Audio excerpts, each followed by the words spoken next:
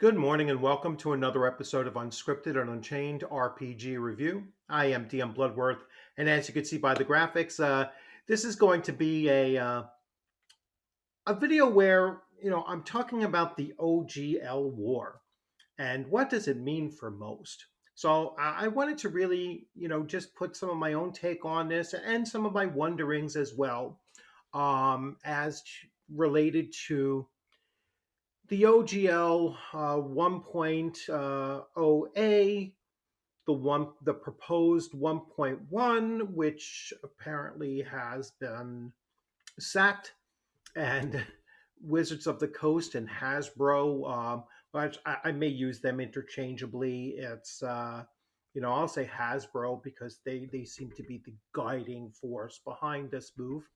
Um, so they have issued a statement talking about OGL 2.10, and they claimed that both sides had won, that this was always their intention, and there are plenty of videos out there where that whole statement was broken down and provable lies were embedded into that statement very, very quickly on and very frequently.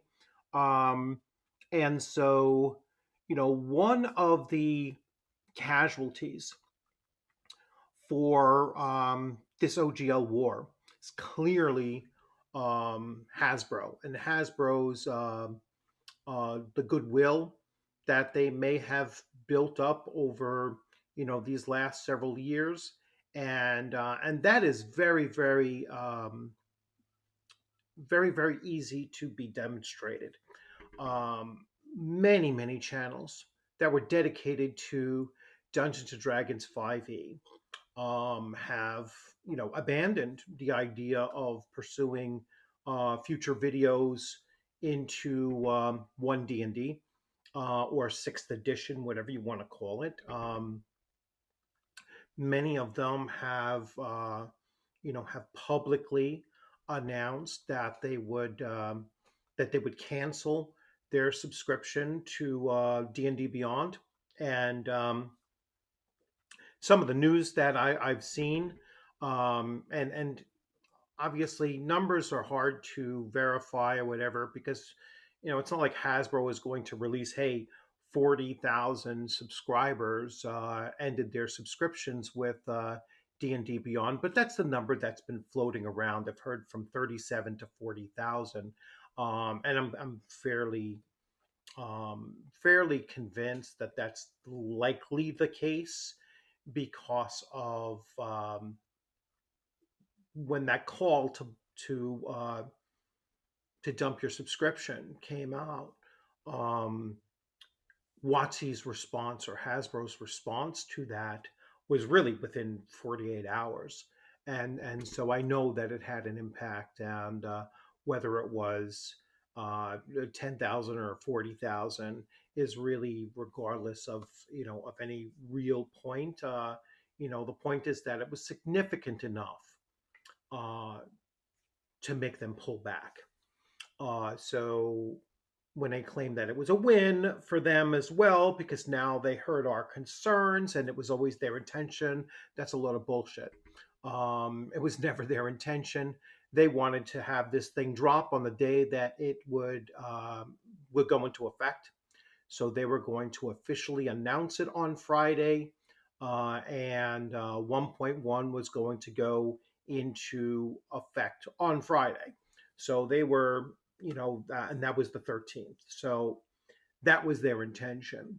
The fact that it leaked about 3 or 4 days prior to that, and leaks are evidence, for the one individual out there that keeps on claiming that leaks are not evidence. No, it's been pretty much confirmed by everyone that the OGL 1.1 in the 9,000 word, 20-page document that was eventually leaked was in fact the real thing. Now 2.0, we don't know what it's going to be yet, but Wizards of the Coast have, put it out there.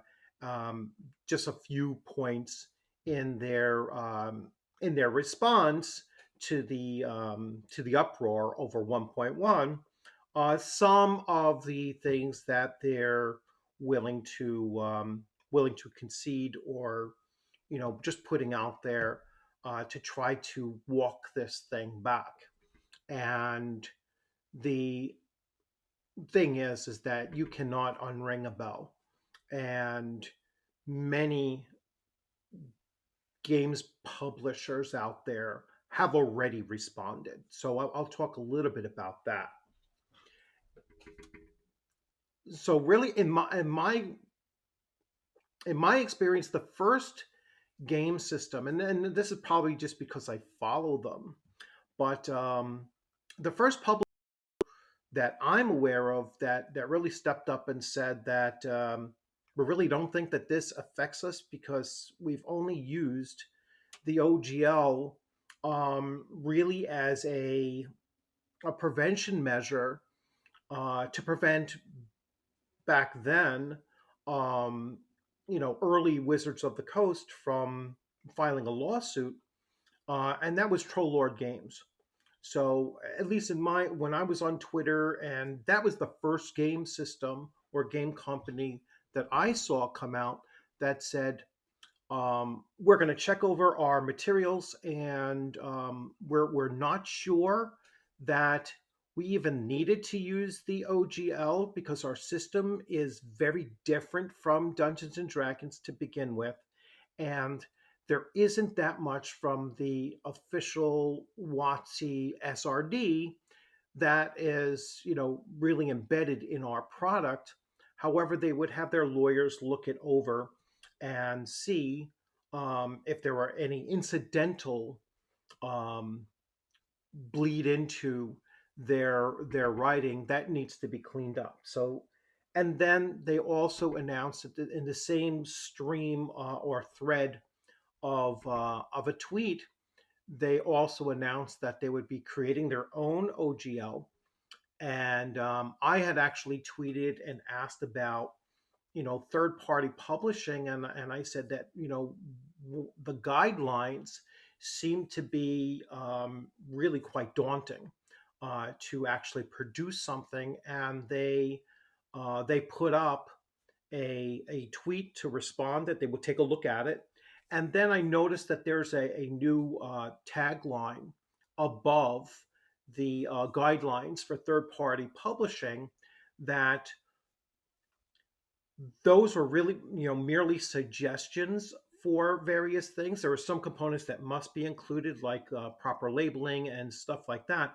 But the actual writing and formatting of the product that you're producing was really more of a guideline for their own internal writing, and not really meant for the third party publishers to actually adhere to very strictly. They could choose to, yes, but they didn't necessarily have to. So it made their third party publishing much more accessible, let's say, so, or certainly less daunting. So I'm really excited about that. So as far as what does it mean for most, well, I can say what it means for me is that the game system that I am um,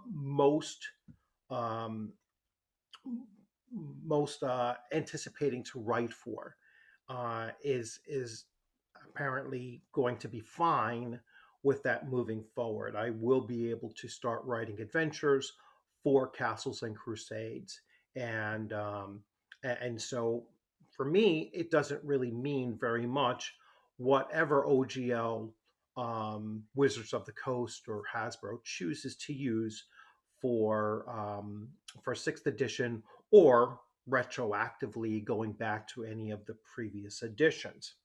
So uh, that's the first publisher that I was aware of. Then the following day, I believe, was the day when Paizo and a group of others, Cobalt Press and Chaosium, were going to create the open gamer, the open It's Open Role Playing Creative License, or ORC-L.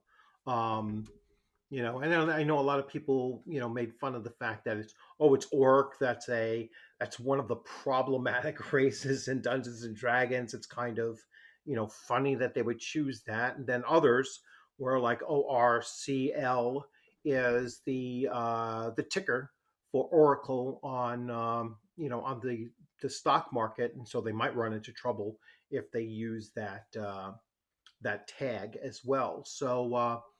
But these are companies that come together. They're some of the larger publishers. Cobalt Press is probably the one of the first, or if not the first, third-party publisher of Wizards of the Coast era Dungeons and Dragons supplements and modules and such. So they were the very first, and they are the most prolific with producing product for 5e at this stage. Um, Paizo has been dependent. Remember, Paizo was created out of the 4.0 Wizards of the Coast D&D 4.0 debacle, and so Paizo is oftentimes, Pathfinder First Edition is often referred to as D&D 3.75 because Wizards of the Coast produced 3.5, and then which was really a revised edition, and then 4.0 came out. It was a disaster because it didn't have an open gaming license attached to it, and it had a GSL, I believe, which really prohibited. It was very, very restricted. Just like 1.1 is actually a poison pill, very restrictive, and and too many pitfalls with it too. No one in their right mind would sign that, or if they did sign it, they were really quite foolish to sign on to that because they signed away their rights. Um, to even their creative works can be stolen.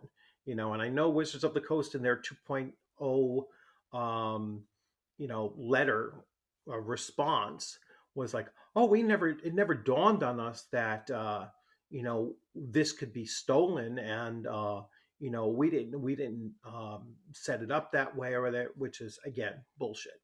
They wanted the option to be able to step in and just take your ideas, take your creative property, uh, bar you from doing anything with it in the future by giving you 30 days notice and pulling that OGL away from you, and then going forward and profiting off of your creation. So again, that's why I said any creative person out there that was already publishing for 5e that signed on to 1.1, you really put yourself at a disadvantage in doing so. So we had the next large group of Paizo and so on. About six other um, publishing companies. That was then followed by, I believe, Modifius came out, and Modifius came out and said that their game system, and I will hold up. Um, so here's the one game system of Modifius that I really have the most of, and that is Conan 2D20. So it's a totally different system. It has no SRD from Dungeons and Dragons at all, and yet just like you know just like Troll Lord Games, it was included in here just as a failsafe, just to make it so that other third party creators could publish for this system, even though they're using that OGL that kind of spans all, or almost all other creative properties that's coming from Wizards of the Coast. But this has nothing to do with anything that TSR or Wizards of the Coast ever created.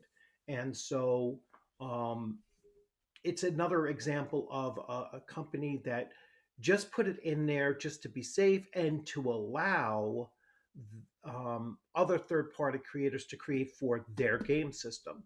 Um, and that's one of the things that really came out of here that was a positive.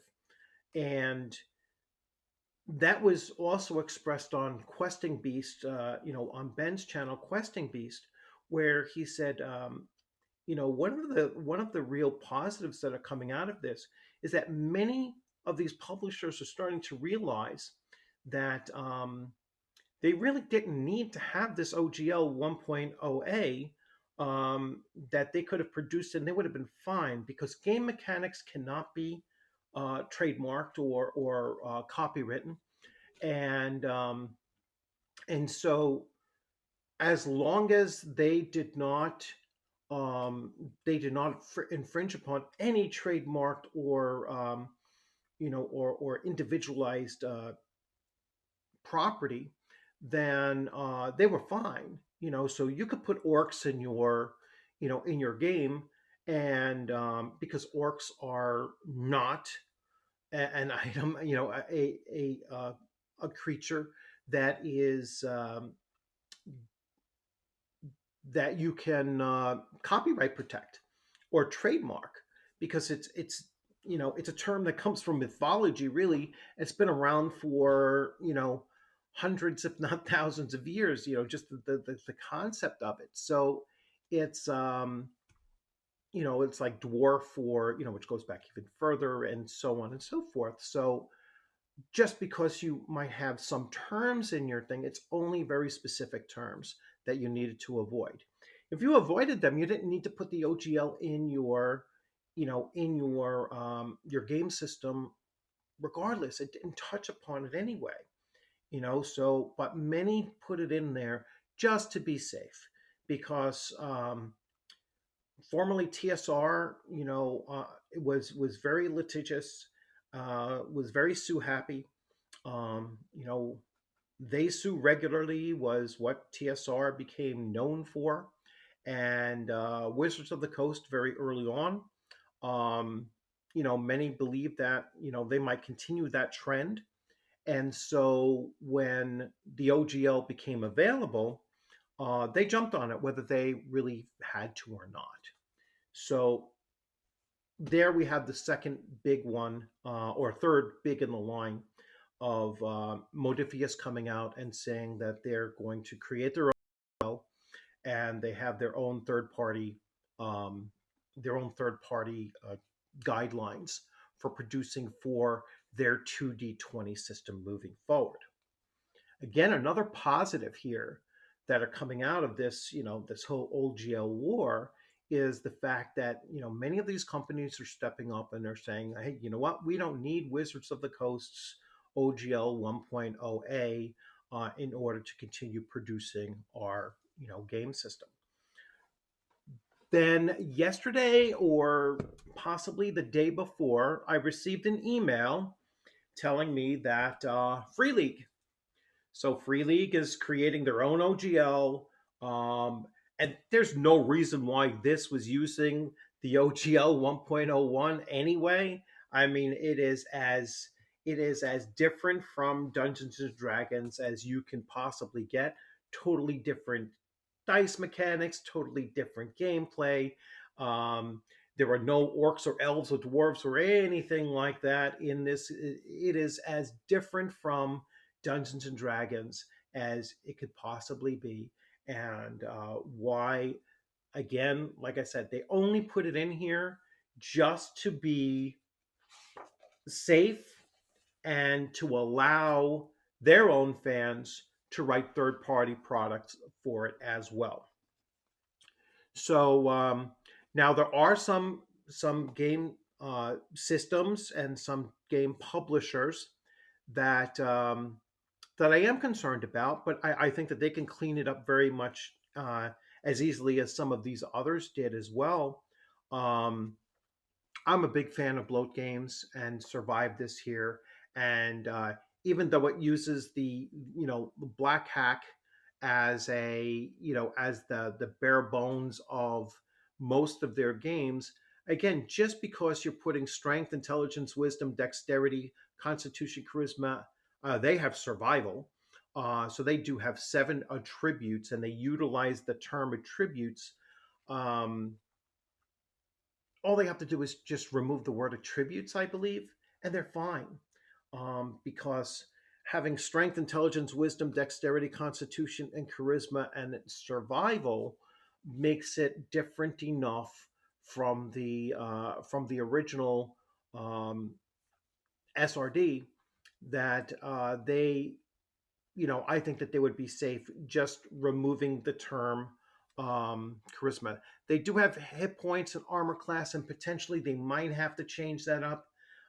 Again, very easy health points and just armor rating, um, or something along that lines. Defense is you know um, passive defense is wearing armor, so they could do something along those lines too. In many of these cases, it's just changing a few words, and they're good to go. Now, I know that some have brought up, well, they have to be willing to go to court. That's assuming that Wizards of the Coast or Hasbro is willing to go to court. And the reason why they might not want to is because they only need to lose one case and the whole thing falls apart. All right. So if they lose one case, if they go into and the court decides that, hey, the OGL 1.0A has been in effect for 22 years, and it used the terminology of I just drew a blank. It's not it's not irrevocable. What it says is in perpetuity. And in my limited knowledge of tort law and civil law, and when I say limited knowledge is I taught the subject. I learned, learned about it in college, and then I taught the subject in high school. Uh, I know that there's the reasonable person standard, and if that comes into play in this kind of thing, and like I said, I don't know for certain, but I believe all it takes is for a judge, because this wouldn't be a jury type of thing. A judge would say a reasonable person would read, um, in perpetuity as being forever. And since it's been in place for 22 years, there it has that precedence has been established. And so that's it. If if Hasbro loses that case on those grounds, then it's all over with. They cannot revoke the OGL 1.0A. They could produce their own OGL, but it would only apply to their future products moving forward. All right, and it would basically lock them into a cell where people would have to proactively want to create for 6th edition. They would have to want to sign on to and and basically give up their rights to whatever they're creating to sign on to create or 2.0, under the OGL 2.0, or creating for the 6th edition or D&D Beyond or the virtual tabletop eventually. It's a real mess on their side. All right, there are more pitfalls for them. So my wonderings: why did they do this? Why did they not foresee this pushback? Or if they did foresee this pushback, why was it something that they were willing to risk? Or why was it something that they were willing to fragment the entire hobby? And I guess there must have been the hope that if the 5e content creators disappeared, all of these third party publishers that were producing products that were for 5e or just with the 5e label on it, or for use with the world's most popular role playing game, or however they tried to mask that it was being written specifically for Dungeons and Dragons 5th edition. If all of these third party creators just stopped creating because they felt that they were at risk of being sued if they continued, or the license was revoked, in order to continue producing, and they stopped producing, how would that benefit Wizards of the Coast? And my belief is, or my wondering is that if they weren't playing the angle that if the 5e player base, which is the largest of all of the Dungeons and Dragons player bases, if the 5e player base felt that they had no place else to go but forward into 6e or into that virtual tabletop environment, um, that by eliminating anyone from publishing 5th edition product for the future, it would force those 5e players to move forward, and go into 6e. And I think that that is their angle. Their other angle is a monetization angle that, once they get them into uh, D&D Beyond, and they get them into the VTT, and this was just dropped, I think, last night, some of the details of what they're looking as far as a subscription, um, base and such within the VTT. Once they get them over there, then those individuals start to see, well, I'm on a free account in D&D Beyond, and I have access to this VTT, and that might actually cost just for access to get into the VTT, but I have the very base level, very base tier.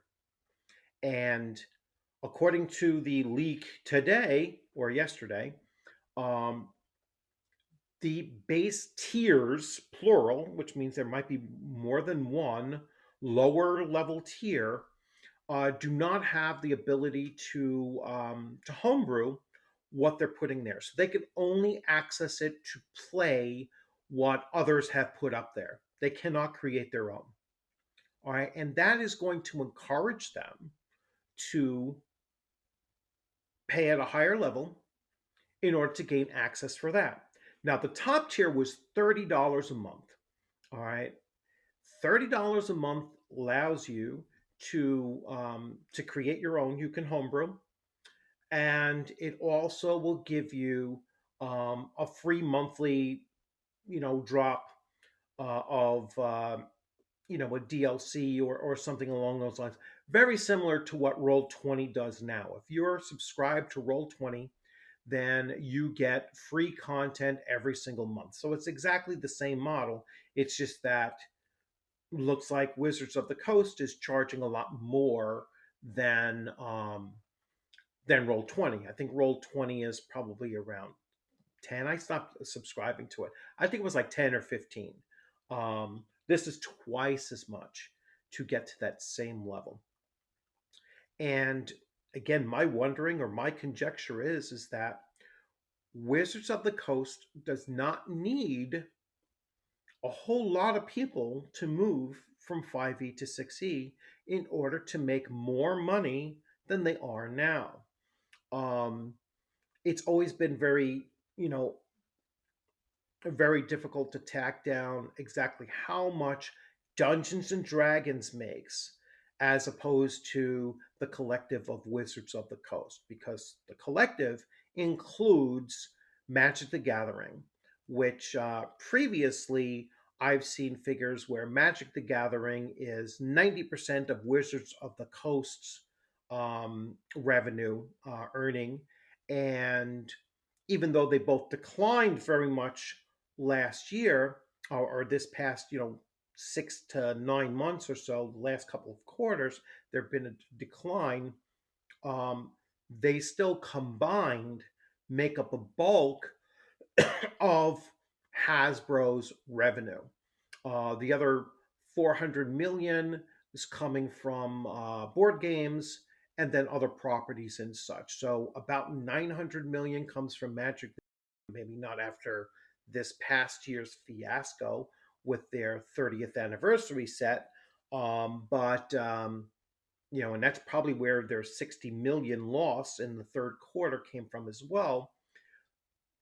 That still leaves Dungeons and Dragons, the entire property, not just the role playing game, but all of the all of the other peripheral products with the D&D tag or label on them, amounted to about 120 to 150 million dollars a year. So about 8 to 10% of Hasbro's overall revenue generation for the year is coming from Dungeons and Dragons, the brand.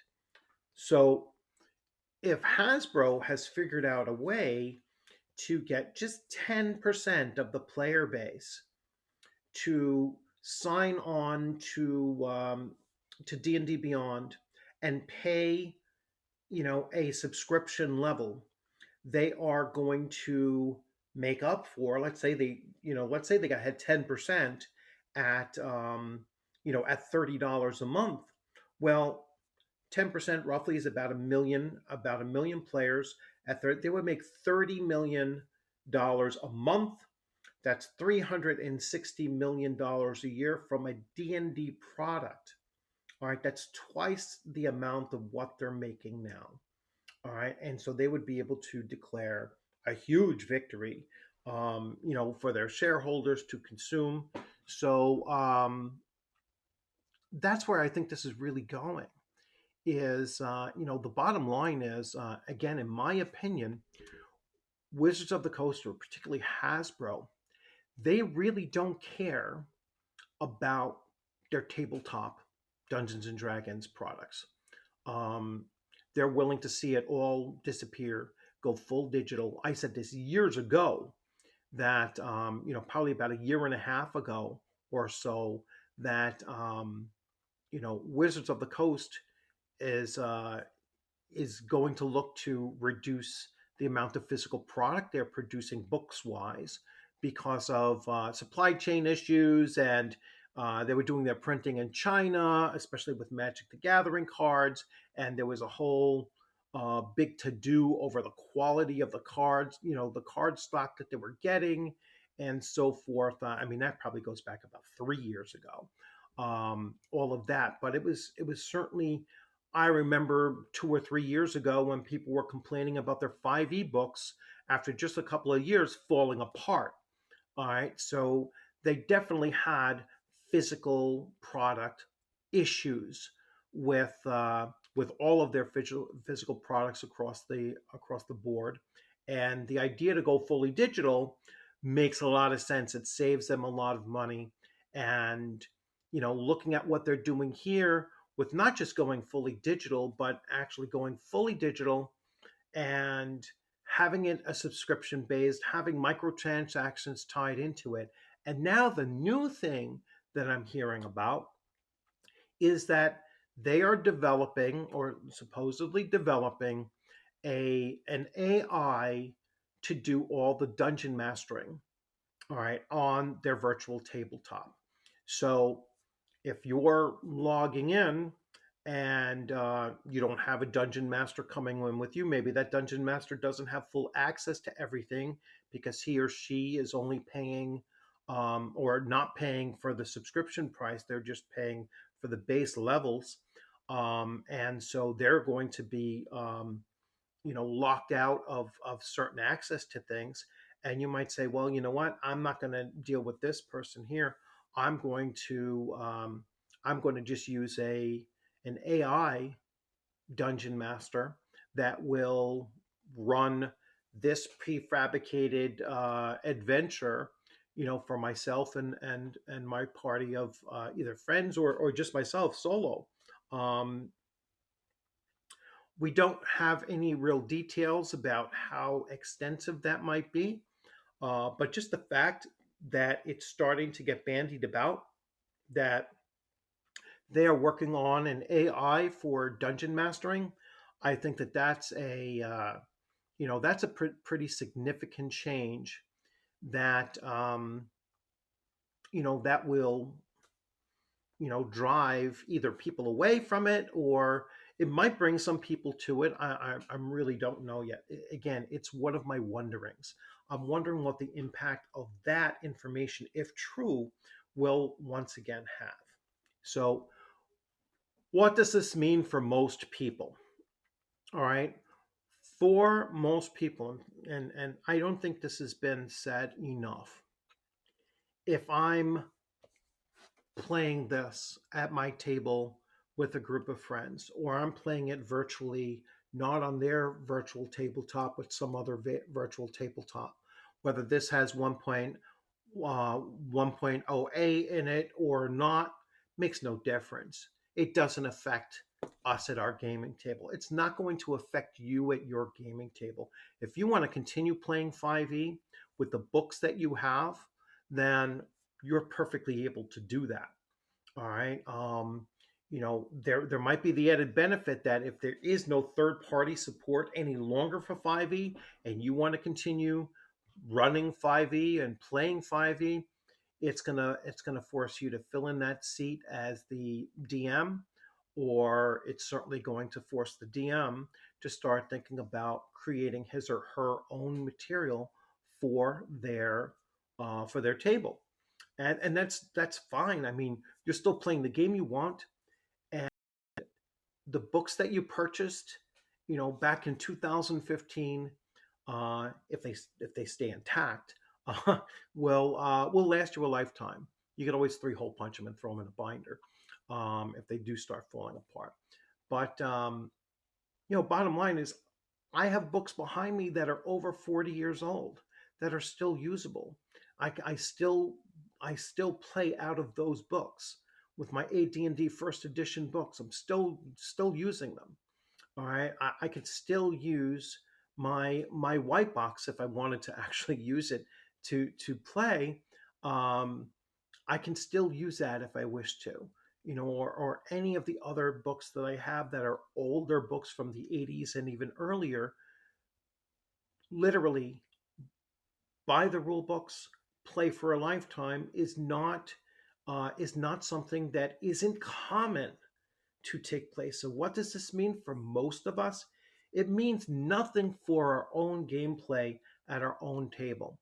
It means nothing for those publishers that never bothered to use the OGL because their game wasn't a derivative of anything that Wizards of the Coast, um, currently possesses.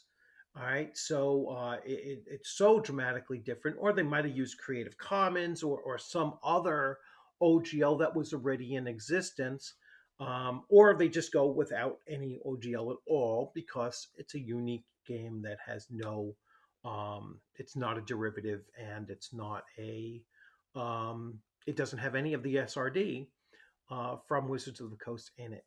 So for most of us, it's not going to have a real impact on our actual gaming. What it will have an impact on is if you are a gamer that is dependent on um, content coming from third party, providers. But most of those third party publishers are making the shift. They're shifting away from the OGL. They're adopting their own, or they're going without an OGL, which I haven't seen very many say we're just not going to have an OGL. What most have said is that we're going to create our own, and then create a third party publishing relationship with the fans of our game to allow them to create their own things and further support our game system. That's the other thing that I believe Wizards of the Coast, or Hasbro as a whole, didn't quite grasp, is the fact that the OGL was more of a benefit to them than it was to the third party publishers. And this is the reason why. D&D is a brand that people recognize, not because of what Wizards of the Coast publishes, but the fact that when you go on to Roll20, you'll see 80% of the games are geared towards D&D 5e. If you go on to Drive Through RPG, you see 5e written all over the darn place. If you go, it's just a constant barrage of seeing 5e or Dungeons and Dragons, the D&D, the D ampersand D, um, visible. What this move is going to do, and probably very quickly, we already see the movement towards it, is this is going to reduce their visibility. All right. I would say within the next couple of months, when you go into Drive Through RPG, you're going to see a drop off in 4.5e or 5e products. You're going to see some of these other ones, whether they be for Paizo or Cobalt Press is probably not going to do anything for 5e anymore. You're going to see that drop off. All right. The other thing that Wizards of the Coast has done here is they've lame ducked 5e, all right, until they release whatever they're going to do in 2024. I would not expect to see anything new coming out of Wizards of the Coast for 5e in 2023. Why would you buy that as a player, as a consumer? Why would you buy that? You're going to buy that knowing that Wizards of the Coast is not going to support that product post 2023. So if you bought a rules, like let's say you bought a setting book, a new setting book comes out, they're not supporting that after you bought it. All right. They supported just creating it. They sold it to you. You will never see another thing again out of Wizards of the Coast for that setting book. You'll never see another thing again out of Wizards of the Coast for Dragonlance. That was a one and done. All right. It's fifth edition. The only way that they'll do anything else for that in the future is if they make it 6.0. And to be honest with you, I don't think that they have the license to go any further than what they just did here with this book, with this setting book and the game, the board game that they produced along with it. So I think ultimately what Wizards of the Coast has done is they fired off this idea um, too soon, and they lame ducked their own product, and they also, I don't think they accurately um, predicted the fact that the visibility of D&D is going to evaporate over the next 6 months, let's say, and people are going to be looking at other game systems. They are already doing that. There is a website after or YouTube channel after YouTube channel after YouTube channel talking about, hey, we're going to spend more time, looking at some of these other game systems. And as these other game systems start coming out with their own OGLs, you're going to start to see people going to them to produce more. Why would a 5e player start buying OSR or independent, third party published, other OGL materials? Because they know that they're not going to see any more coming in for 5e. And they know that Wizards of the Coast is no longer going to support that edition of Dungeons and Dragons. So they should really, in my opinion, diversify what they're playing, what they're running, and what they're purchasing, because there is no more future in D&D Fifth Edition. All right, it is being brought to a close by Wizards of the Coast. This is their own doing, and I believe their plan all along was to do this to force the 5e player over into 6th edition and over onto their virtual tabletop. They knew they weren't going to bring people that were old school D&D, not even playing, anything beyond 1990. And so they knew they weren't going to get people like myself. They don't care about that. They only care about those that are going to sign up for a premium access to their virtual tabletop and D&D Beyond. And everybody else, they can slough off like, oh, that's not an impact on us, because they'll make more money on those that do sign on. But they're going to be floating. That group will be floating the entire ship of Dungeons and Dragons moving forward, and that ship is going to be, in my opinion, my prediction, that ship is going to be 100% digital by 2027. 2027, they keep on mentioning 6x of 2027. So maybe there'll be another advancement of 6th edition, and that will probably be no more print product. Again, my opinion, that's my prediction. As of now, in 2023, my prediction is in 4 years, you won't see any more physical Dungeons and Dragons coming out of Wizards of the Coast or Hasbro by that point. So, listen, I welcome your questions, your comments, your disagreement, your agreement, whatever you want to say on this video is it's wide open. You want to call me a fool? Go right ahead. You want to say this is how I saw it as well? Awesome. If you like this video, please give it a thumbs up. If you hadn't subscribed, please consider subscribing. And I don't do these kind of videos about the gaming industry as often. I usually spend time talking about the games I'm actually running and playing, but this I think is a good time to come out and talk about some of the latest rumblings that I've seen. So if you like this kind of comment, then please do hit that like, subscribe, and share around. And as always, comment as you see fit. All right, have a great afternoon. Take care. And I look forward to seeing you on a gaming screen sometime soon. Take it easy.